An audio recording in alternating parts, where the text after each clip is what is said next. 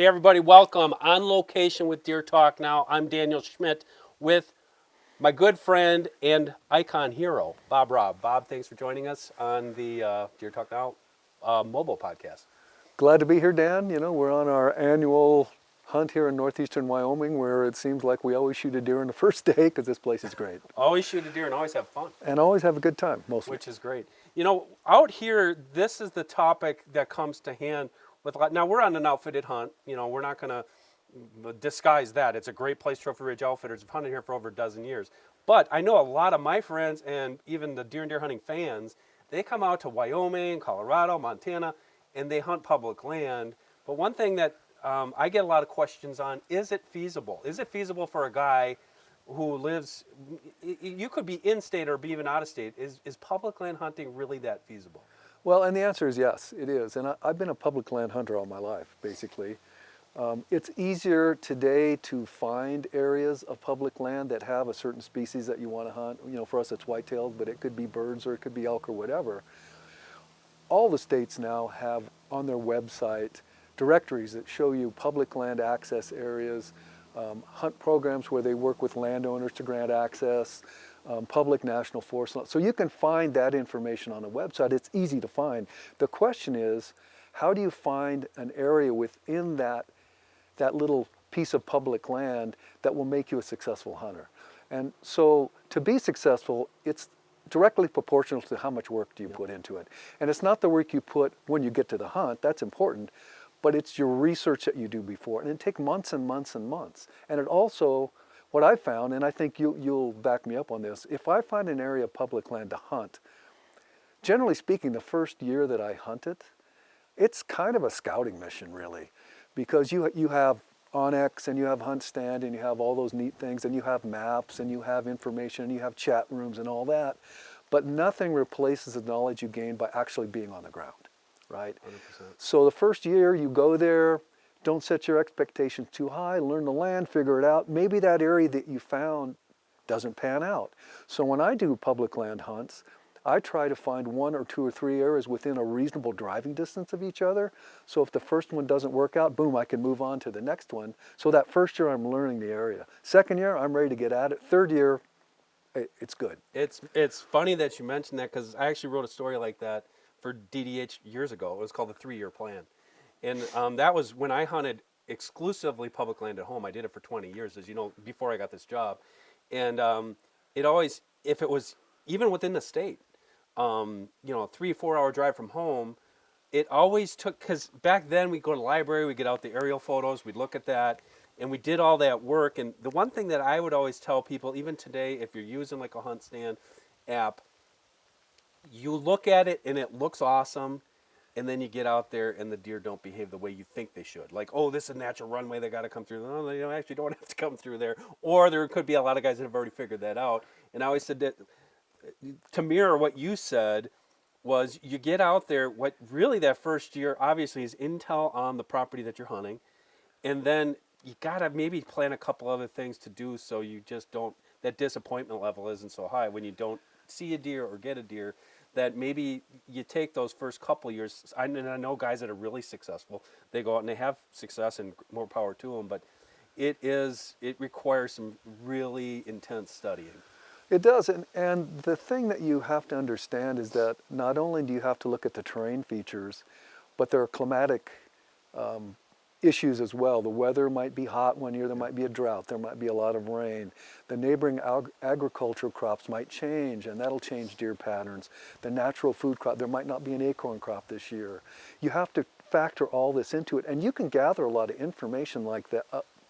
You can gather a lot of that information before you even think about going, by looking at newspaper accounts and go on the web and look at the Weather Channel and call the game department and talk to those people. Yeah. Try to find a game warden. Game wardens actually like to talk to you if you can track one down, and that's part of their job. Don't be shy about calling a public servant and ask them questions. That's their job, is to talk to you. So be respectful, have questions prepared, don't waste their time, but ask them about, hey man, so I read somewhere that there was a big fire in the forest. Has that really changed the deer? Have they moved? There's no water in a pond.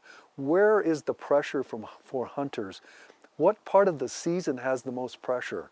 When can I hunt when there's less people? All kinds of questions, and you package that together into a planning session, and that's when you should plan your hunt.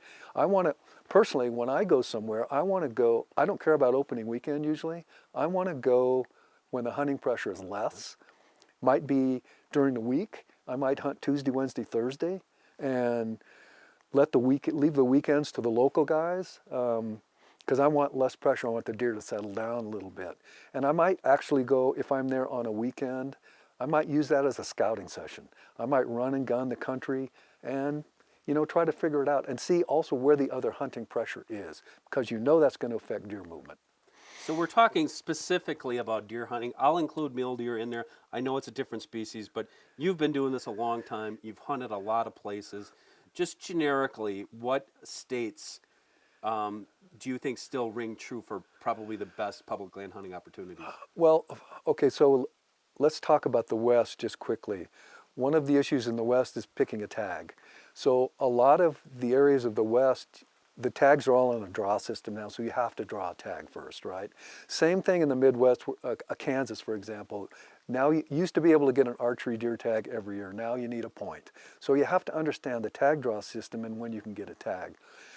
I like to look at the states that have really good walk-in area hunts on private land. There's a lot of that available where the state will compensate a landowner for allowing the public to hunt there. And it's amazing how many of those places aren't really hunted that hard. Yep. People don't think about it that much. When you get into the big tracts of national forest or BLM land or Bureau of Reclamation lands, then the tracts are bigger and the hunting pressure seems to be more spread out. And so it's kind of easier to find isolated areas. But to me, the key is to find an isolated area. I want to find an area where the deer are the calmest, Yep. right? Now, we all know the deer are hunted like crazy, and there are no secret spots anymore. With the internet and Hunt Stand and Onyx and the chat rooms Some and of the TV YouTube shows, channels, yep. Deer Indeed, Yep. Everybody seems to be able to get information about places, but not everybody is willing to put in the work or the time. And the other thing I think people should understand, if you're going to hunt public and you're going to hunt on your own, often the chances of success are directly proportional to how much time you put in the field. So if you think you're going to drive 2 days from Wisconsin to Kansas and you're going to hunt the weekend and kill a deer, pretty hard. But if you're going to spend a week hunting on the ground, your chances go up with every day you're able to hunt. I agree with that. The other thing I've kind of likened it to is like, if you're a public land hunter, and this is what I used to say back when I did seminars, when I did a lot of public land hunting, you've got to be like an NFL defensive back. You have to have a very short memory, because like you get to that spot and there's 2 trucks parked there. And it's like, oh man, this is no good. Well, come back 3 days later. And I know that it's not the same, but you can't look at it like, oh, there was guys on this, so it's not going to be any good. You have to know the land. And the other thing too is, I think a misnomer there is guys think, oh, I have to travel out west to do this because they have so much public land. I know places in Illinois along that Mississippi corridor that is just, it's like wildlife management areas. That's fabulous bow hunting. That's exactly right. Nobody bow hunts. That's exactly correct. Because it's a little bit harder to access, and You don't have to travel a long way from home to find public land hunting in most places. Yeah. Again, you want to find areas that don't have a massive amount of hunting pressure. And like you said, the other thing that I find about hunting public land is you have to be respectful of other people. It's not like when you hunt private property, you control everything. You control access, you control pressure, you control everything. On public land, you control nothing. And the rule is, even if you've done your research and your planning and whatnot, and you're all excited, and you get to your spot, and there's somebody else there, it's their spot for the day. Yep. You just need to go somewhere else. That's common courtesy. That's common courtesy, and that's just the way it is. And if someone has killed a deer in that spot, help them drag it out. Shake their hand, take their picture, and ask them some questions. Like, okay, where did the deer come from? Where was he bedding? What was he eating on? And that's information you can use for your own hunt going downstream. That's a great point that turkey hunting, public land. If there's a guy working a gobbler, do not try to get in between that guy and not. that gobbler, and do not try. Like I've seen guys. Well, this is public land. Don't do it. It's common courtesy. You won't want somebody doing it to you. No, it's So, not. and it's the same thing with deer hunting. Now, does that mean that ruins that whole area for you? Depends. You know, depends upon. Yeah. And that's why you need those backup spots. You need backup spots. It's very, very important. And like you said, within a close proximity, because you never do know. Deer Talk Now is brought to you by Full Range Mounting Systems. These mounting systems are a great way to manage all of your mounts in a stylish and organized manner. We are using their pedestal mount here on the podcast set for 2 shoulder mounts, and it looks just awesome. Be sure to check out their mounting systems at fullrangesystems.com, and for 15% off your order, use code DTN. And let me use a different species as an example. I elk hunt a lot. I've hunted public land for elk a ton. And what I used to do was I would pre-plan my hunt, and I'd find some areas. I would drive my vehicle to a spot, park, and I would backpack in for a day and overnight for 1 day, maybe 2 days at the most. Because elk are what I call a pocket animal. It's a huge drainage, but they might only be found in one little pocket. So I would like cover ground like crazy. If there were no elk, back out to my vehicle, I go to spot B. Boom, sooner or later I found them. And I'd have that hunting to myself. Same thing for whitetail hunting, only you shrink that down into a smaller area, right? So my plan was there's agriculture over here, and there's public land over here, and I found trails going back and forth for the ag, and I think, well, they're just going to become to this bedding thicket, but they're not. So now what's going on? Well, maybe the acorns are dropping. So now I'm going to move and find an acorn motte. And boom, there's sign there I'm going to hunt. So I'm just moving my little spot from spot to spot till I find the deer, and it just takes time. And I know those elk hunts for you, there's been so many that you've documented over the years, and I know those are just been tremendous hunts. But what are some of the best, give me an example of like one of the best public land whitetail hunts you've ever done. Wow. So I went to Kansas one year to a walk-in area that was known for pheasants. Basically, along a river, I won't say exactly where, but along a river. Of course not. You know, along a big river corridor. And there was a bunch of agriculture there. And the pheasant hunters were working it because it was one of those areas where the government paid the farmers to let people hunt, right? Well, it was pheasant season and the pheasant hunters were out. Well, they drove all the deer out of the cornfields into this river corridor. There weren't any deer hunters at the time, but me. Because I saw what was going on, and I just picked a tree stand, set it up, and shot a 150-inch deer Wow. there. You know, it was just one of those deals where, and I did it the first day. It was just crazy luck, you know. But just thinking, well, if there's deer living in the corn, which deer like to live in corn, and you got dogs and pheasant hunters, where are they going to go? Boom, to the river corridor where nobody is. Let's just see what happens. That's a great tip because one thing that, like, you know, back by us, the public lands are smaller, like the state lands especially. And I always said, don't dismiss the parking lot. And what I meant by that was, like, people would always park and think, I've got to go a mile. There was always a mile back into the woods. That's right. And some of those little areas just off the parking lots would be places where they logged, might be thicker, might be adjacent to private land. And lo and behold, a Wednesday, a Thursday morning, you get in there with a climber. Up by us, you can't put tree pegs in the trees, and you can't cut any shooting lanes, but you'd get some nice little spots, and I've killed some deer like that. Really close into spots, like you said, there's a pheasant area, spots you think like, oh, there's not going to be any deer there, especially any bucks, you know, and that's a really good example, a good point. Just try to think outside the box a little bit, you know, because you want to try to find a pocket that's not being pounded. You know how whitetail bucks are. They just want to be left alone, right? So they might be left alone 2 miles from the road. They might be left alone 200 yards from the road. Just depends on what's going on at the time. This episode is also brought to you by Moultrie. Moultrie Mobile's Edge Trail camera is affordable and easy to set up. The camera works on multiple networks nationwide and even has built-in storage. That means no SD card required. For more information, visit moultriemobile.com. So on that same topic, we're talking about going far back in.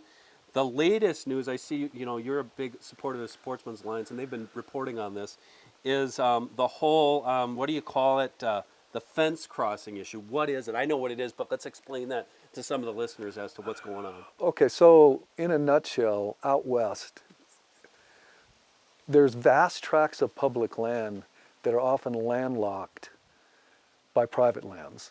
And this all came to pass back in the 1800s when the settlers came out and lands were issued in sections, square sections with corners. And over time, excuse me, those sections have gotten smaller and sold off or whatever. But there are still areas where just two little corners of public land touch and preclude you from accessing vast acreages of public land, or you'd be trespassing. So the way this all came about was 4 non-resident hunters from Missouri were elk hunting in Wyoming. They built a ladder that they put over the top of this corner on a fence corner. Genius. And they did not touch the private land to access public land, and they had fabulous elk hunting. They were sued by the landowner. Hang on, before you get into that, they actually shot elk and then took Yes. them back over that ladder. Yes, too, they did. Yes. And so they were sued by the landowner, who said that they trespassed. And Even though they didn't touch their even land. though they didn't touch the ground, and in so doing, if this was allowed to stand as a legal way to access public land, it would reduce the value of his ranch land by a lot. And this was a rich, non-resident ranch owner, yada, yada, yada. It went to court in Wyoming. The court upheld the hunters and said that, in fact, the landowner did not own the airspace and they could access public land that way. Well, immediately Montana their courts issued a statement to their residents saying, don't think this is legal in Montana. It's still not settled law, and it's not settled law yet.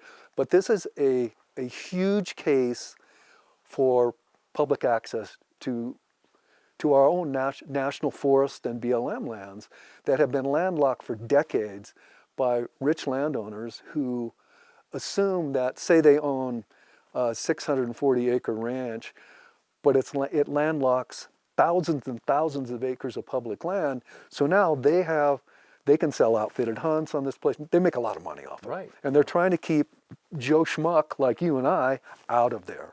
And for this to stand for us as public land hunters is gigantic. Well, this is the thing, and now, you guys correct me if I'm wrong here, but I cannot envision a scenario where somebody would be against the public land hunt. If you're going to go through all that, number one, the public land touches. And number two, you're going through all the trouble of going through there with a ladder, not to touch the private guy's land. How could you possibly argue that? And how could Montana possibly say, well, we're going to let the courts decide on this? Well, and the hunters were upfront about this. They're like, we are very respectful of public land. We do not want to trespass. We just want to access our land. Right. We own this land. The private ranch owner does not own public land, nor does he own the game that's on that land. So this is going to go through the courts. It's going to work its way down. It's something that everyone who's a non-attached, average everyday hunter needs to follow and support this case. And the Sportsman's Alliance is a group that's... They're a great group for doing And that. another group called Backcountry Hunters and Anglers have helped drive this. In fact, one of their backcountry hunter and angler members is an attorney from California who took the case pro bono for the Missouri hunters awesome. to send it through the courts. It's a huge case. And, I grew up hunting public land, and I still hunt a bunch of public land. We're not rich guys. We're like, we're just working guys like everybody else. Yeah, we get to hunt some places, but we mostly hunt public land. And unless we can continue to have access to public land and good hunting on public land, hunting is going to become nothing but a rich man's sport. Oh, yeah, absolutely. And I know some would argue, and even I would argue, that it already has. I mean, like, just with lease prices and land prices, and it's pushed the average guy to the fringe areas. I'm a fringe guy. I've got 9 acres. That's all I own. You hunt public land. Yeah, you get to go on some trips because we work in this industry. We've done it for such a long time. But the public land hunting, number one, as an industry, we have sat there and lobbied like we have to do something about access. We got to get access to more land for more people. And you see it through, forest crop land, and you see it through other programs, set aside land that like Missouri's got tons of it, Iowa's got some, Illinois' got some, and there's certain things like that. But in this, especially if you're talking about national land, even state land, we've had a lot of state land back home that's landlocked. You have landlocked 40s, and then you have the fortuitous private landowner who buys a 40, and you can't get to that state land because he has it in front of you, and he's taken. Of course, I would take advantage of it. Sure. I've got all that land to my access. That speaks to greed, and that'd be another topic for another day. But as far as like this guy that you're mentioning, or whoever it was, who is now selling outfitted hunts, that's double slap in the face. Because number one, that's my land to access anyways as public land, and number two, now you're making money off of it because I somehow legally can't get to it. Yeah, I don't like it, and you shouldn't like it. You should lobby to have access to public land. And some places, for example, in Montana, they have what they call schoolhouse land, which was set aside decades and decades ago for, Yeah, that's right. for eventually they would sell off that land to use to fund public education. Well, one of the laws there is that there has to be an easement to schoolhouse land through private property. Well, they don't advertise the easements. Back in the day, I would go to a land office and I looked at maps and all that, and I found easements, and I got fabulous hunting, access to public land that was essentially landlocked because the landowner's not going to tell you there's a public. That is a access, they great don't, point that everybody should know if you find it, because I found it with lakes, Kettle Lakes in northern Wisconsin that we used to fish, where you'd look at it and people have plastered no trespassing signs all over it, even though like they owned land up to it, but there'd be an easement that was not talked about. And unless you go there knowing, because you got guys with dogs chasing you and stuff like that, it's like, no, this is public and I'm going to access it. And you're going to, there are certain situations with public hunting ground that you need to know about. I've had many arguments over the years with ranchers who told me I was trespassing, and I had the documentation with me. This is GPS coordinates and all that. Nope, I'm accessing a public corridor. I will not trespass. I don't trespass. Did that ever turn you off? It's turned me off. Like, you know what? I'm not going to deal with that guy. You know, I mean, have you dealt with those situations where it just got to be too much of a burden? No, because I'm hard-headed, and I'm like, no, I'm going to make them suffer, you know? And they were like, we're going to call the game wardens. Call them. Call them. Please do. See, I need more Bob's resolve, because sometimes I just give up. Please do, you know? I mean, but this is a big case, and it's something that everyone should follow. It's going to go on for years and years and years, and every state is going to have their own ruling on it at some point, I think. There's all kinds of crazy laws. And here's a crazy law that's driven me insane for decades. In Wyoming, where we are now, there's a lot of public land, national forest and BLM. There's also a lot of wilderness area. Wilderness area being an area where it's all roadless, yada yada. In a wilderness area, by law in Wyoming, a public guy can do whatever you want. You can go backpacking, hiking, fishing, camping. You cannot go hunting as a non-resident without an outfitter. Really? That's the law, and the reason that they say you can't do that is because it's for your safety, even though you can do any of those other things. And this has been challenged in court and upheld. Now, does that make sense to anybody? No, not Does at that all. make sense? Zero. Absolutely no. I can go hiking back in there and risk falling down a cliff. Anything. Yeah. But it's for your safety. And it was a law that was supported by the Wyoming Outfitters Association. And it makes absolutely no sense at all. Yeah, that sounds like some kind of kickback going on there. So because anyway. that's the thing that you talk about, and the groups like the Sportsman's Alliance, they do fight to preserve our rights as just citizens to be able to do, like you said, if it's public land, there should be no reason that you can't hunt on it. Absolutely not. And I will say this, please check out the Sportsman's Alliance. They are not a lobbying group like a Ducks Unlimited or whatever, which are all great conservation organizations that do great stuff. The Sportsman's Alliance, it fights things on the legal front. People trying to take away the animal rights groups. They are great at fighting the animal rights groups and the anti-hunters. A great organization. They're one of the few that I actually give money to because I really believe in They are a great cause, and it's a nonprofit. It's a great cause. They're a nonprofit. It's one of the, I'd say one of the good guy groups that everybody should at least look into and support. They are. Okay, that's the abbreviated version of this episode of Deer Talk Now. Make sure you check out all the podcasts, whether you're listening to the podcast or watching the podcast on YouTube, Facebook, Instagram, etc. I'm Daniel Schmidt for Bob Robb. Join us again next week. These drop live every Thursday on all the podcast platforms. For Deer and Deer Hunting's Deer Talk Now. Deer Talk Now is brought to you by 10-Point Crossbow Technologies. Whether I'm in a tree stand, ground blind, or spot and stalk hunting, I know the Nitro 505 is up to any challenge. Check one out at a dealer near you or log on to 10pointcrossbows.com for more information.